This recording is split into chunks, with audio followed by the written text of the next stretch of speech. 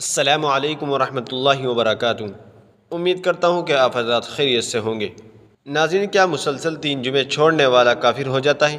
تو چلیے اس کی تحقیق کے لیے ہم دارالعلوم دیوبند کا فتویٰ دیکھ لیتے ہیں۔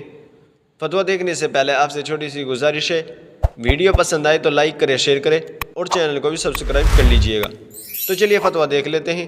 چنانچہ کسی سائی نے دارالعلوم دیوبند سے سوال کیا ہے، محترمی و مکرمی حضرات، بہت معتبر افراد سے بارہا یہ سنا جاتا ہے کہ اگر کوئی شخص لگاتار 3 جمعے نہیں پڑھتا تو وہ مسلمان باقی نہیں رہتا اور اس کی کوئی دعا قبول نہیں ہوتی۔ بتائے اس بات میں کتنی صداقت ہے؟ نمبر 2، اب میں ہمیشہ نماز پڑھتا رہتا ہوں لیکن پچھلے 3 جمعے مجھ سے رہ گئے، تو کیا میں اسلام سے بے دخل ہو گیا؟ اگر ہاں تو واپسی کی صورت کیسی ہے، یعنی اس کی معافی کیسی ہوگی؟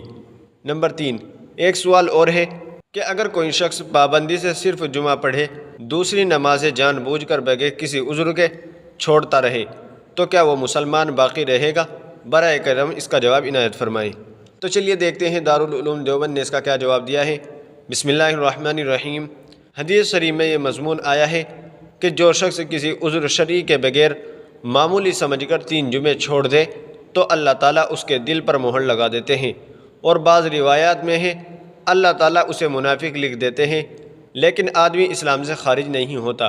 لہذا اگر آدمی سچی پکی توبہ کر لے اور چھٹی ہوئی نمازوں کی قضا کر لے تو حسب سابق سچا مسلمان ہو جائے گا۔